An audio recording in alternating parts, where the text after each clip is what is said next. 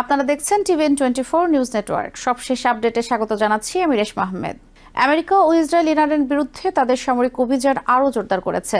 রাজধানী তেহরান সহ বিভিন্ন গুরুত্বপূর্ণ স্থাপনায় একাধিক হামলা চালানো হয়েছে, যার মধ্যে রয়েছে শতবর্ষ পুরনো একটি মেডিকেল রিসার্চ সেন্টার, রাজধানীর কাছে একটি গুরুত্বপূর্ণ সেতু এবং কয়েকটি স্টিল কারখানা। এতে বোঝা যাচ্ছে সংঘাত এখন আরও বিস্তৃত আকার ধারণ করছে। এই হামলার প্রেক্ষাপট তৈরি হয় যখন প্রেসিডেন্ট ডোনাল্ড ট্রাম্প হুঁশিয়ারি দেন যে ইরানকে স্টোন এজে ফিরিয়ে দেওয়া হতে পারে। জাতির উদ্দেশ্যে দেয়া এক ভাষণে তিনি বলেন, ইরানে আমেরিকার প্রধান কৌশলগত লক্ষ্য প্রায় পূরণ হয়ে এসেছে, তবে যুদ্ধ কখন শেষ হবে সে বিষয়ে তিনি কোনো নির্দিষ্ট সময়সীমা দেননি।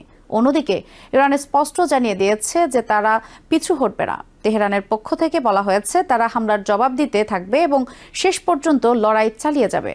এই অবস্থান দুই পক্ষের মধ্যে উত্তেজনা আরও বাড়িয়ে তুলছে এবং দীর্ঘমেয়াদী সংঘাতের আশঙ্কা তৈরি করছে। আলবোর্জ প্রদেশের কারাজ এলাকায় একটি গুরুত্বপূর্ণ সেতুতে হামলায় অন্তত 8 জন নিহত হয়েছেন এবং 95 জনের বেশি আহত হয়েছেন। নিহতদের মধ্যে স্থানীয় বাসিন্দা, যাতায়াতকারী মানুষ এবং নেচার ডে উপলক্ষে সেখানে জড়ো হওয়া পরিবারগুলোও ছিল। এই ঘটনা দেখাচ্ছে যে সংঘাত শুধু সামরিক স্থাপনায় সীমাবদ্ধ নেই, বরং সাধারণ মানুষও এর শিকার হচ্ছে।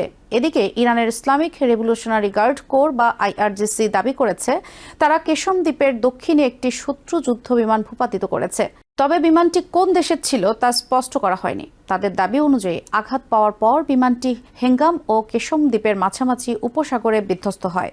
IRGC আরও দাবি করেছে তারা উপসাগরীয় অঞ্চলে আমেরিকান সংশ্লিষ্ট অবকাঠামোর ওপর আঘাত হেনেছে।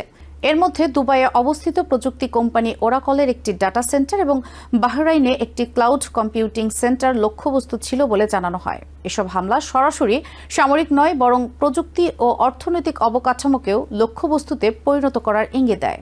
সমুদ্রপথেও উত্তেজনা বজায় রয়েছে। বিশ্বের সবচেয়ে বড় বিমানবাহী রণতরী USS Gerald R Ford Croatia ত্যাগ করেছে। 5 দিনের অবস্থানের পর এটি কোথায় যাচ্ছে তা জানানো হয়নি, তবে আমেরিকান নৌবাহিনী বলেছে জাহাজটি যে কোনো সময় পূর্ণ সামরিক দায়িত্ব পালনের জন্য প্রস্তুত রয়েছে।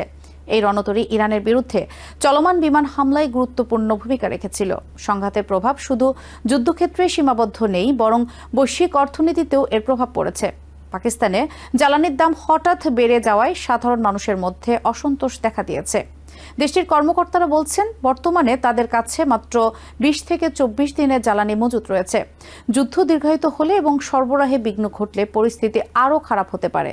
হরমুজ প্রণালীর বিষয়েও ট্রাম্প নতুন অবস্থান নিয়েছেন। তিনি বলেছেন এই গুরুত্বপূর্ণ সমুদ্র পথ পুনরায় চালু করার দায়িত্ব আমেরিকার নয়, বরং যেসব দেশ এই পথের ওপর বেশি নির্ভরশীল, বিশেষ করে এশিয়ার দেশগুলো, তাদেরই এগিয়ে এসে এটি সচল করার উদ্যোগ নেওয়া উচিত।